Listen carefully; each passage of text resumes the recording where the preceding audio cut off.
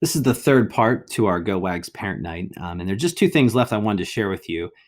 First of all, one of the big takeaways from Dweck's book is it talks a lot about how important our conversations are to our kids after success or failure. In fact, Dweck will tell you that she believes your response to your child's failures are more important than your response to their success. Um, in the last few years, I guess maybe the last year or so, I've heard this term thrown around a little bit more. I think it's very applicable, and that is the lawnmower parent. The lawnmower parent says, when my kid has a setback, when there's a challenge or there's a failure, it's my job as a parent to mow down that obstacle. In other words, if I'm getting a C in class and my kid should be getting an A in math class, then clearly it is the teacher's fault. And I will do everything I can in my power to make life for that teacher miserable, if not get them removed from their job. If the coach isn't taking my kid on the JV team, and clearly the coach doesn't see things right, he is a poor judge of talent. What can I do to get that coach fired? This is the lawn mowing mentality. And I have to tell you that in terms of growth for our kids and long term success, I would think that this is probably one of the worst approaches. All we're showing our kids, again, is that idea of blaming others for our inability to reach the level of success that we want instead of working harder or finding other ways to improve so that the next time we have those tryouts, we make the team. I'm simply going to mow over those obstacles. I'll tell you that recently in the news, I think we have a great example of that. And I don't think I need to explain that at all. I think you get the idea. Before we go on to our final part, which is the discussion about about tournament weekends and our coaches and what we're committed to doing, I want to make sure that you understand that one of the most important words you can add to your vocabulary for your kids is this word yet. It's kind of like it's a very powerful word. It's a super yet. When your kids tell you that they're not good enough, I'm not good at math, I can't read, I'll never hit a curveball, we'll never beat that team, please use this word in response to that. You just haven't figured it out yet. You're not good at math yet. You just haven't hit a curveball yet.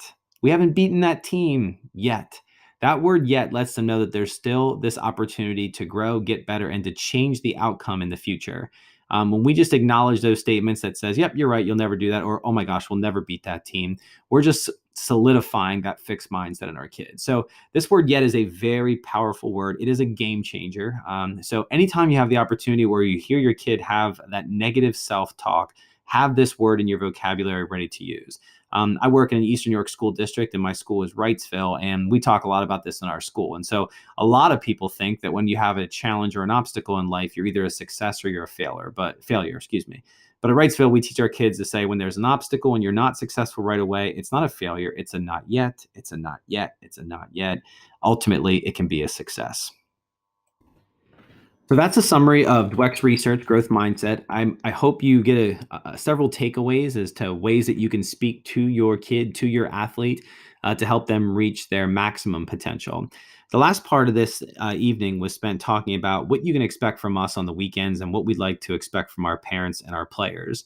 Our coaches 2 years ago got together and we put together this creed. What is it that's important to us and that we want our parents to know when it comes to being a Go Wags coach? So you can see them right here in front of you. I'll list them quickly. Number one, we want to make sure that we place the emotional, physical, and moral well-being of each player over the desire and pressure to win. What I mean by that, the first thing that comes to mind is pitch counts. You're going to see some coaches, some organizations overpitch their kids. They're going to throw 60 pitches a kid on Saturday, and then they're going to come back on Sunday and throw another 60 to 80 pitches. That is not the Go Wags way. In my mind, you are putting the pressure of a victory over the well-being of that kid. So our coaches, it's important that when we go into tournament play, we have a magic number in our head. So, maybe some of our earlier tournaments, we won't have as high of a pitch count. Maybe our pitch count is at 60 or 70. And maybe for some of our older kids, as we get into the season and the arms are conditioned, maybe that pitch count climbs. But it's very important to us that we never put the value of the big win over this idea of their physical well-being. I have to tell you, I've seen conversations, and I've probably done it as a coach, where I might look to the parent and say, hey, Dad, do you think you can throw another 20 pitches? That's not the way to go. We know what's right. We know what the number is. And I think when we get that from the parents, it's kind of like a blank check to say, yep, we're good to go. I can keep throwing them because I've got Dad's permission. We don't want to think that way. We want to make sure that when we have our kids out there, that we're always keeping in mind their overall growth and well-being in mind. There is no 10U Travel Hall of Fame in the state of Pennsylvania. So my goodness, I know we all want to win, but let's not put that desire to win over our kids. Number two, praising effort, embracing mistakes. We've already talked about that. We're going to talk more about number three, this idea of showing sportsmanship and encouraging fair play. We never want to be teaching our kids how to bend the rules or break the rules. We want our kids to understand the right way to play the game. We want to make sure that we're coaching that.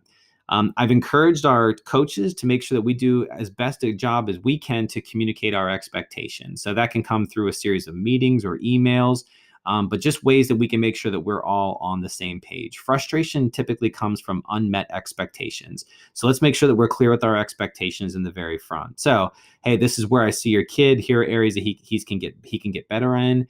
Here are some areas that he's really strong in right now. Maybe it's talking about a depth chart. Right now, I think that your son may be the second best first baseman on our team, and he might be the best catcher. But just having those discussions so that there's an understanding of what the coach sees. It may not be the same as what the parent sees, but at least there's a communication of what that vision is. I also encourage all of our coaches to make sure that they have the rules with them when they go to tournaments, because every tournament's unique. And many times the umpires are not familiar with all the rules. They just kind of show up for the weekend to umpire the games. So please make sure, coaches, I talk to them that they have those in print so they can refer to them as the tournament is going on. We're going to talk more about being a good teammate in just a second. And also just that last thing, our goal is to design practices that are fun and challenging for kids. We want your kid to be at the end of practice ready to come back to next practice because they had a good time. Now, there are some things that we go over that aren't always exciting and fun, but we try to do our best to make sure that we mix in all that good stuff so that there's high engagement and benefit from our practices. Okay. In-season practices, especially for some of our younger guys, we just want you to know that we will never put you in a situation where we're expecting you to miss your Little League or Ripken game to attend our practices. We know that your teams, in many cases, are depending on you to be there, so we don't want to put you in that situation.